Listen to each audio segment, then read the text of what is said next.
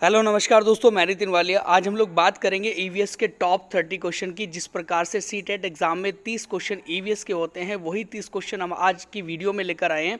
और ये एक प्रकार की टेस्ट सीरीज़ है। अगर आप लोग जहां पर भी बैठकर इस वीडियो को देख रहे हैं तो इसमें से सेलेक्ट करिए अपना सही आंसर, और जितने भी आपके इस टेस्ट सीरीज में से सही आंसर जाते हैं तो आप हमें कमेंट बॉक्स में बता सकते हैं। तो जब सबसे पहले हम लोग बात करें इसमें पहले क्वेश्चन की, तो निम्नलिखित में से चेराव नाच किस राज्य के लोग करते हैं? Where do people of Cheraw dance? क्या वो झारखंड के राज्य के हैं, क्या वो मिजोरम के हैं, क्या वो मणिपुर के हैं, क्या वो मेघालय के हैं? तो चेराव डांस एक पूर्वोत्तर राज्य का एक मुख्य डांस है। तो इनमें से कौन से राज्य में वो किया जाता है? तो इसका सही आंसर क्या होगा वो आप भी अपनी तरीके से सिलेक्ट करिएगा, और इसका सही आंसर मैं आपको दूं तो वो है मिजोरम। सही आंसर होगा ऑप्शन नंबर बी, मिजोरम इसका सही आंसर है। नेक्स्ट क्वेश्चन है, निम्नलिखित में से तमिलनाडु के निकटवर्ती राज्य कौन कौन से हैं?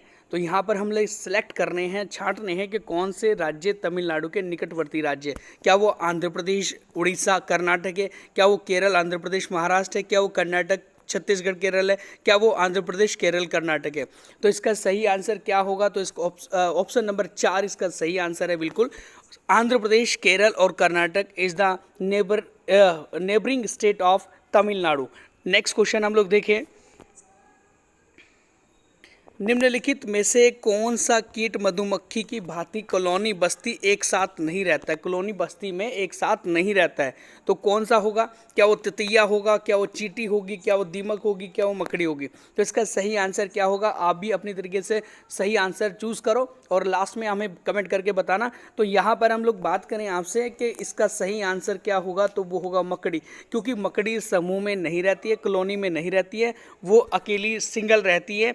इसीलिए ये एक सामाजिक कीट के अंदर भी नहीं आती है, क्योंकि सामाजिक कीट के अंदर वो कीट आते हैं जो समूह में रहते हैं। नंबर नेक्स्ट क्या है, बच्चों को पर्यावरण अध्ययन को सिखाने के लिए खोजने के द्वारा पर्याप्त समय दिया जाता है। यह इंगित करता है कि ऑप्शन नंबर फर्स्ट है हमारा कि पर्यावरण अध्ययन को याद करके सीखा जाना चाहिए या सीखा जाता है। पर्यावरण अध्ययन को शिक्षक केंद्रक माना जाता है। पर्यावरण अध्ययन को बाल केंद्रित माना जाता है, या पर्यावरण अध्ययन को सूचनाओं के द्वारा सीखा जाता है? तो इसका सही आंसर क्या होगा? तो option number 3 is the right answer, क्योंकि पर्यावरण अध्ययन को या ईवीएस को बाल केंद्रित माना गया है, बच्चों के अकॉर्डिंग, या एक चाइल्ड सेंटर इसको कहा जाता है। नेक्स्ट क्वेश्चन है हमारा, बोरा चिपचिपे चावल की एक सामान्य किस्म होती है, यह मुख्य रूप से पाई जाती है कहाँ पर? तो ये एक हमारे भारत के कहीं स्टेट में एक बोरा नाम के चावल की किस्म उगाई जाती है, जो एक चिपचिपे से चावल होते हैं। जीआई टैग भी मिला हुआ इनको। तो ये कौन से राज्य में है? क्या वो असम में इसकी किस्म पाई जाती है? क्या वो बिहार में पाई जाती है? क्या उड़ीसा में पाई जाती है? क्या तमिलनाडु में पाई जाती है? तो इसका सही आंसर क्या होगा? तो आप भी हमें बताइएगा। तो इसका सही आंसर होगा हमारा ऑप्शन नंबर ए फर्स्ट, इसका सही आंसर असम। असम के अंदर बोरा चिपचिपे चावल की सामान्य किस्म पाई जाती है। नंबर नेक्स्ट क्वेश्चन हम लोग देखें, सर्दियों में दादी अक्सर निम्नलिखित में से घोल से त्वचा रूखेपन को बचाने के लिए उपयोग करती है। मतलब एक ऐसा कौन सा घोल है जिसको दादी माँ सर्दियों के टाइम में अपनी सूखी या रूखी त्वचा को ख़त्म करने के लिए या उसको बचाने के लिए प्रयोग में लाती है?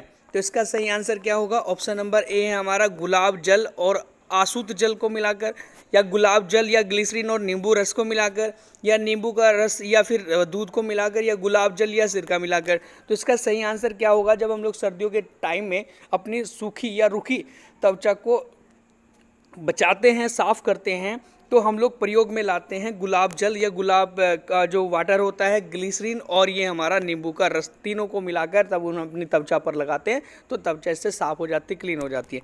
नंबर नेक्स्ट पॉइंट है, ट्रेन टिकट पर पीएनआर दर्शाता है क्या? यात्री संख्या रिकॉर्ड, यात्री का नाम रिकॉर्ड, व्यक्तिगत नाम रिकॉर्ड, या फिर व्यक्तिगत नंबर? तो इसका सही आंसर क्या होगा?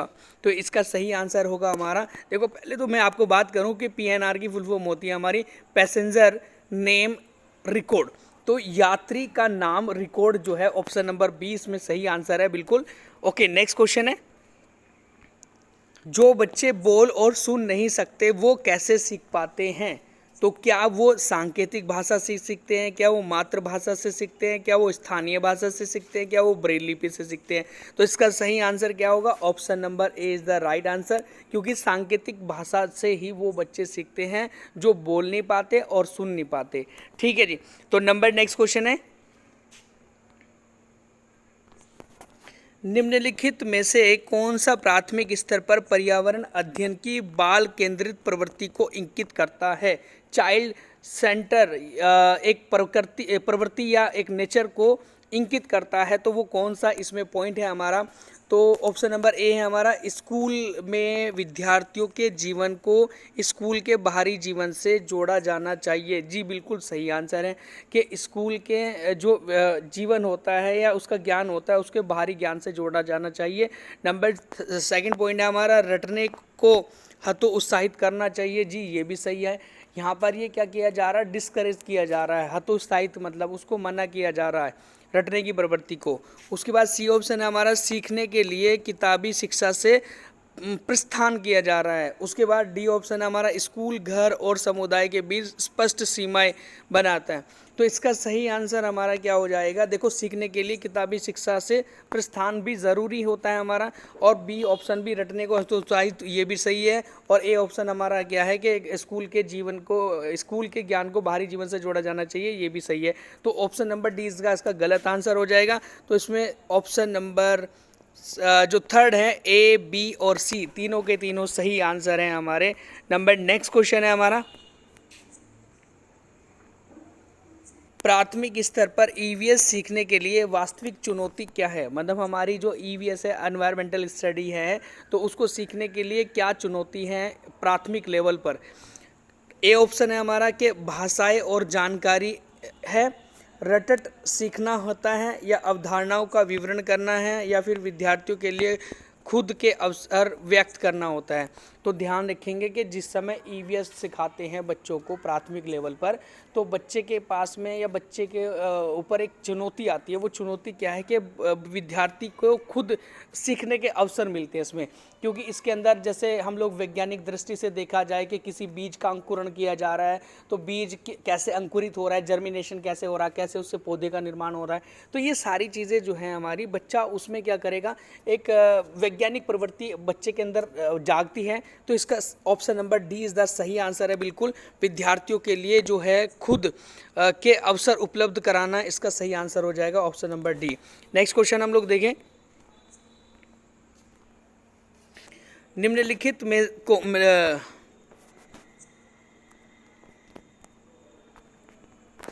निम्नलिखित में से कौन अन्य से भिन्न है? नदी, पर्वत, झील, तालाब या झरना? देखो, इनमें क्या ऑप्शन सही जाएगा हमारा? क्या नदी हो सकती है, क्या पर्वत हो सकता है, क्या झील हो सकती है, क्या झरना हो सकता है? तो इसका सही आंसर क्या होगा भाई हमारा? ऑप्शन नंबर जो बी है इसका सही आंसर होगा, पर्वत इन सभी में भिन्न है, क्योंकि ये सारे के सारे पानी के स्रोत हैं। नदी भी, झील भी, तालाब भी और झरना, इनके अंदर पानी होता है, लेकिन पर्वत के अंदर पानी नहीं है। तो पर्वत इससे भिन्न है, अलग है, डिफरेंट है। तो सही आंसर हो जाएगा ऑप्शन नंबर बी, पर्वत। नेक्स्ट क्वेश्चन है, मलयालम में माँ की बड़ी बहन को क्या कहा जाता है? क्या वलियम्मा कहा जाता है, क्या अमूम्मा कहा जाता है, क्या थम्मा कहा जाता है, क्या दीदू कहा जाता है? तो इसका सही आंसर क्या होगा? क्या मलयालम में माँ की बड़ी बहन को, मासी को क्या कहा जाता है? तो आंसर हो जाएगा option number is the right answer, Valliamma इसका सही आंसर है हमारा। नेक्स्ट क्वेश्चन है, मनुष्य के पेट में आमाशय रस की प्रकृति होती है और वह भोजन के पाचन में सहायता करता है। मतलब कौन सी प्रवृत्ति होती है, कौन सा नेचर होता है आमाशय के रस में? रस को हम लोग कहते हैं गैस्ट्रिक जूस, जो पेट के हमारे आमाशय के स्टोमक के अंदर से या उसकी गैस्ट्रिक जो वाल होती है वहाँ से निकलता है, वो गैस्ट्रिक जूस होता है। उस गैस्ट्रिक जूस की प्रवृत्ति कैसी होती है, उसका नेचर कैसा होता है? क्या वो क्षारीय बेस होता है, क्या वो उभय धर्मी होता है, क्या वो उदासीन होता है, क्या वो अम्लीय होता है, एसिड होता है? तो इसका सही आंसर हो जाएगा ऑप्शन नंबर 4 इसका सही आंसर है। जो एक हमारा आमाशय रस होता है या गैस्ट्रिक जूस होता है, वो एक प्रकार का अम्ल होता है जिसमें अंदर रेनिन, पेप्सिन वगैरह ये हमारे एंजाइम होते हैं, और ये भोजन को क्या करेंगे, एक अम्लीय बनाने में सहायता करते हैं। उसके बाद भोजन का पाचन जो होता है वो सुचारू रूप से हो जाता है। नेक्स्ट क्वेश्चन है, पर्यावरण अध्ययन शिक्षण के संदर्भ में राष्ट्रीय पाठ्यचर्या की रूपरेखा एनसीएफ 2005 निम्नलिखित में से किसे प्रस्तावित नहीं करती है? मतलब कौन सी चीज़ को एक प्रस्तावित नहीं करेगी एनसीएफ 2005? बच्चों के अनुभवों और संदर्भों से जोड़ना, हस्तपरत क्रियाकलापों को जोड़ना, या तकनीकी शब्दावली से परिचित कराना, या विषय अनुसार उपागम कराना। उपागम होता है समीप, या फिर हम लोग कह सकते हैं साथ में ऐसे करके, ठीक है। तो विषय वस्तु के तो साथ होना चाहिए हमारा, ठीक है। इसके अलावा हस्तपरत क्रियाकलाप भी होने चाहिए, बच्चों के अनुभव और संदर्भों को जोड़ना भी चाहिए, ठीक है। तो कौन सा इसका सही आंसर हो जाएगा जो उसमें नहीं पूछा गया है? तो वो ऑप्शन नंबर 3, क्योंकि तकनीकी जो टेक्निकल लैंग्वेज होती है उससे परिचित नहीं कराना चाहिए बच्चों को, क्योंकि बच्चा भी छोटा है, प्राथमिक लेवल पर है, और ये बच्चा भी नहीं सीख पाएगा टेक्निकल लैंग्वेज से। तो इसीलिए क्या होता है, तकनीकी शब्दावली से परिचित कराना, ये गलत आंसर हो जाएगा। नेक्स्ट क्वेश्चन है, पर्यावरण सीखने के कौन से सिद्धांत का पर्यावरण अध्ययन में अनुसरण होता है? मतलब पर्यावरण अध्ययन के अंदर, एनवायरमेंटल स्टडी के अंदर पर्यावरण सीखने का कौन सा सिद्धांत अनुसरण होता है? तो क्या वो वैश्विक से स्थानीय होता है, क्या वो अमूर्त से मूर्त होता है, क्या वो अज्ञात से ज्ञात होता है, क्या वो ज्ञात से अज्ञात होता है? तो इसका सही आंसर क्या हो गया? देखो भाई, कभी भी हम लोग जब बच्चे को सिखाते हैं या फिर प्राथमिक लेवल पर एक ईवीएस से संबंधित जो भी प्रावधान को हम लोग कराते हैं, तो वो पहले स्थान होता है, स्थानीय मतलब लोकल, और वैश्विक स्तर मतलब ग्लोबल स्तर पर हम लोग बाद में जाते हैं। तो यहाँ पर स्थान फिर वैश्विक होता है, फिर ये क्या नाम है, मूर्त जो पहले आता है, फिर अमूर्त बाद में आता है, फिर ज्ञात पहले आता है और अज्ञात बाद में आता है। तो यहाँ पर इसका ज्ञात से अज्ञात जो है ना, वो सही आंसर चला जाएगा, क्योंकि ये बिल्कुल सही आंसर है। ज्ञात से अज्ञात, जो बच्चा पहले चीज़ें को जानता है उसको एक ज्ञात, उसको ज्ञान मानकर उसे वो सारी चीज़ें बतानी चाहिए जो वो नहीं जानता है, उसे कहते हैं ज्ञात से अज्ञात। नेक्स्ट पॉइंट है, नीचे दिए गए विकल्पों में से कौन सा एक समूह जड़ों का है? क्या वो चुकंदर आलू अदरक जड़ होती है, क्या गाजर हल्दी अदरक जड़ होती है, क्या शकरकंद मूली हल्दी जड़ होती है, क्या गाजर चुकंदर और मूली जड़ होती है? तो इसका सही आंसर क्या होगा भाई? आप भी एक सोचते रहना और मतलब सेलेक्ट करते रहना आंसर, और आप हमें कमेंट बॉक्स में बताना। तो इसका सही आंसर क्या होगा? ऑप्शन नंबर 4 इसका राइट आंसर है, क्योंकि गाजर भी एक प्रकार की जड़ होती है, चुकंदर भी एक प्रकार की जड़ होती है, और मूली भी एक प्रकार की जड़ होती है। तो ये इसका सही मिलान है, सही समूह है जड़ों का। नेक्स्ट क्वेश्चन है,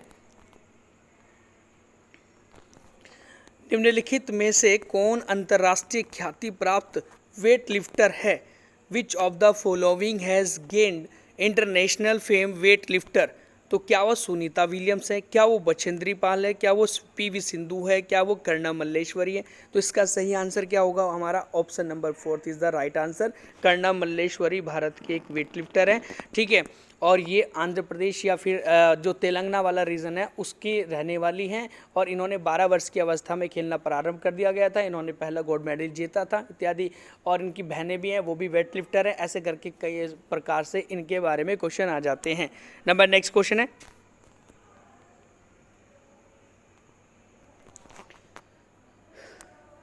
रीता एक ईवीएस शिक्षिका है और थीम खाद्य, मतलब एक फूड वाली जो थीम है ना हमारी, जो ईवीएस के अंदर आती है, पढ़ाते हुए कक्षा 5 के विद्यार्थियों को पड़ोस के घरों में विभिन्न खाद्य संरक्षण, मतलब जो पड़ोस के घर हैं तो उनमें विभिन्न प्रकार के फूड कंजर्वेशन, खाद्य संरक्षण विधि का सर्वेक्षण करने के लिए कहती है कि भाई आप लोग जाओ रिसर्च करो वहाँ पे जाके, इस सर्वेक्षण का सबसे अधिक उपयुक्त उद्देश्य क्या होगा?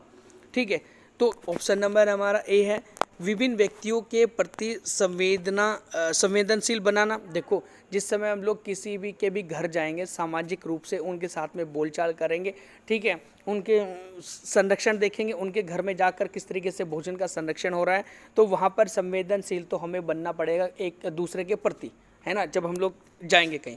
उसके बाद ऑप्शन नंबर है हमारा, सर्वेक्षण करने के कौशल और क्षमताओं का बनाना, आकलन करना, ये चीज़। तो यहाँ पर ये चीज़ तो बिल्कुल गलत हो रही है। फिर आगे हम लोग देखें कौन सा और सही हो सकता है। समुदाय से प्रत्यक्ष रूप से जानकारी एकत्र करने का अवसर प्रदान करना।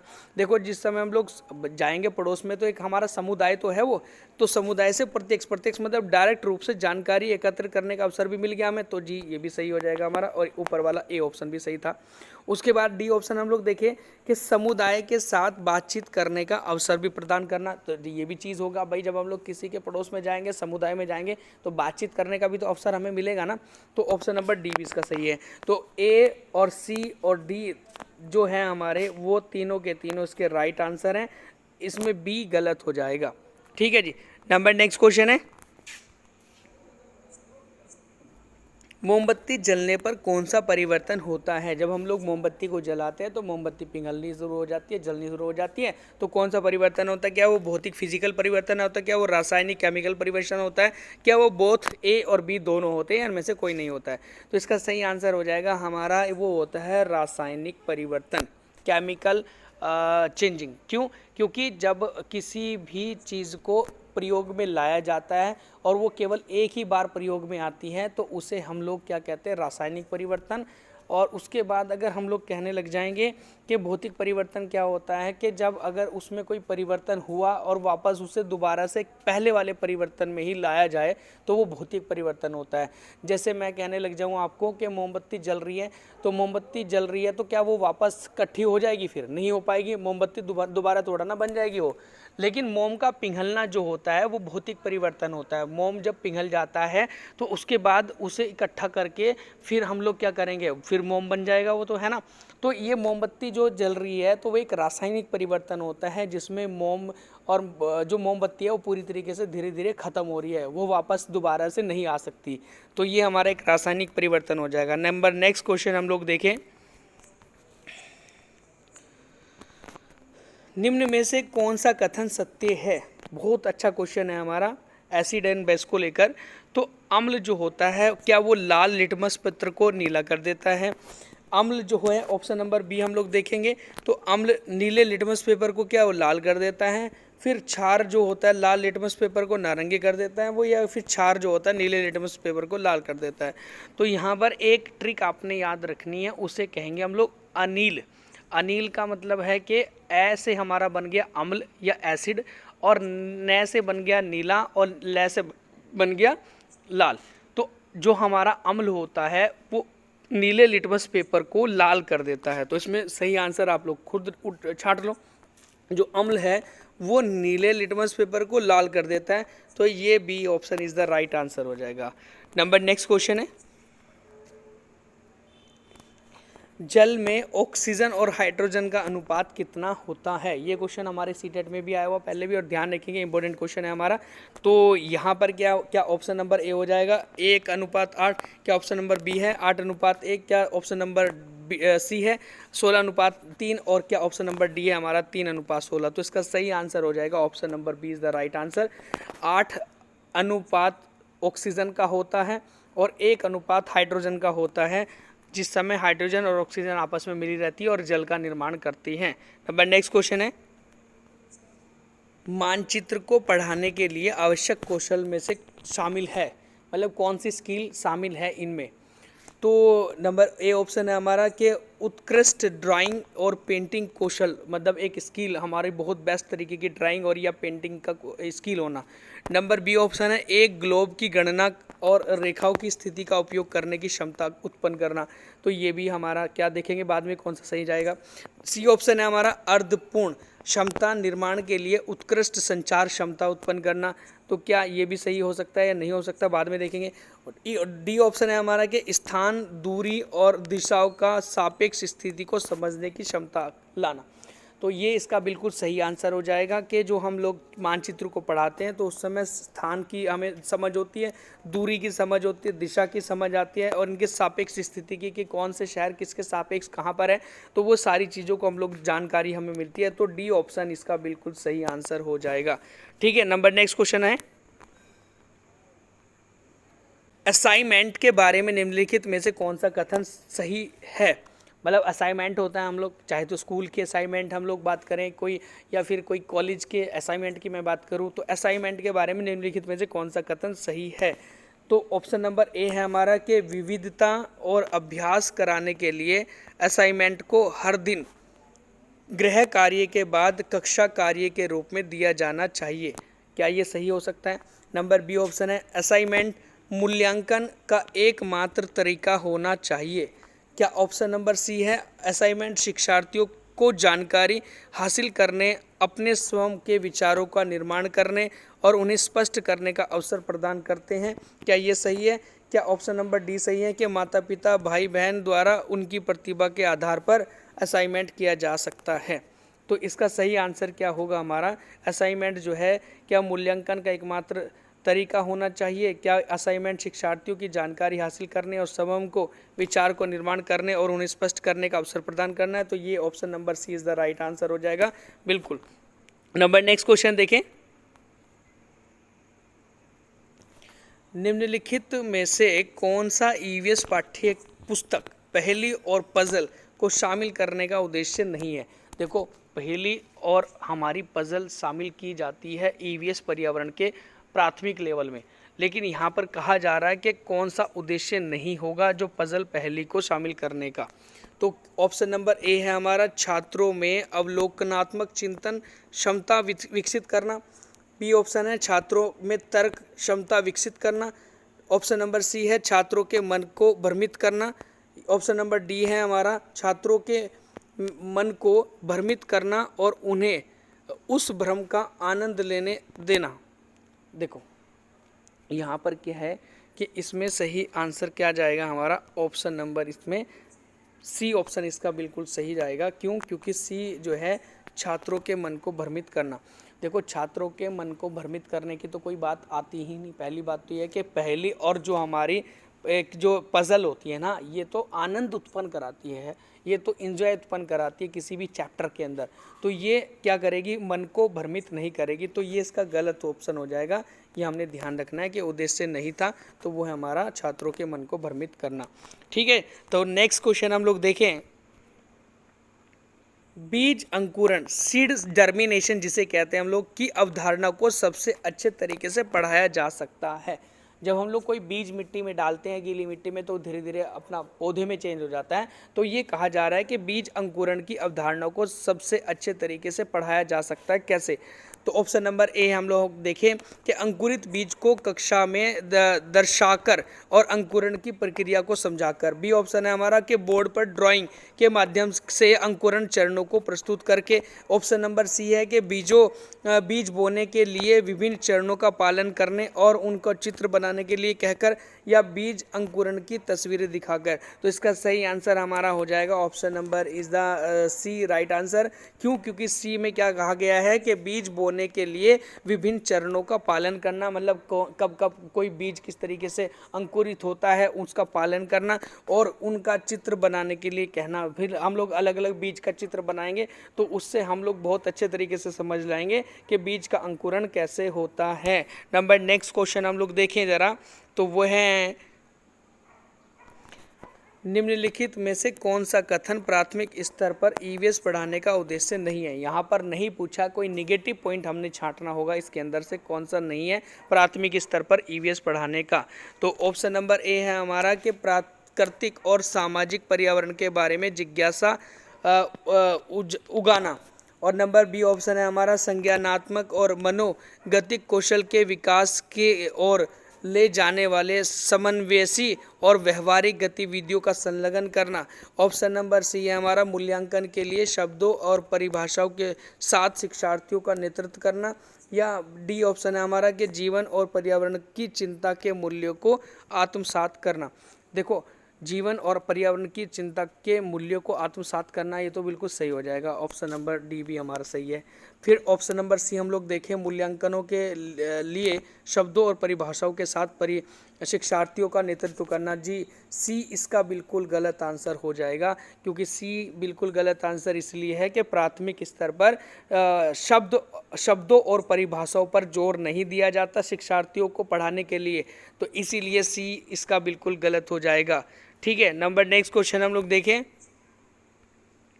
माउंट आबू एक पर्वतीय स्थल है जो कौन से मतलब पर्वत में आता है? तो माउंट आबू जो है एक प्रकार की माउंटेन पीक है, तो वो कौन से पर्वत की है? क्या वो सतपुड़ा की है, क्या वो हिमालय की है, क्या वो अरावली की है, क्या शाहदरी की है? तो उसका सही आंसर हो जाएगा option number C is the right answer, क्योंकि अरावली पर्वत की ऊंची चोटी में से एक है माउंट आबू, और माउंट आबू पर ही दिलवाड़ा जैन मंदिर बना हुआ है, आपने पता भी होगा।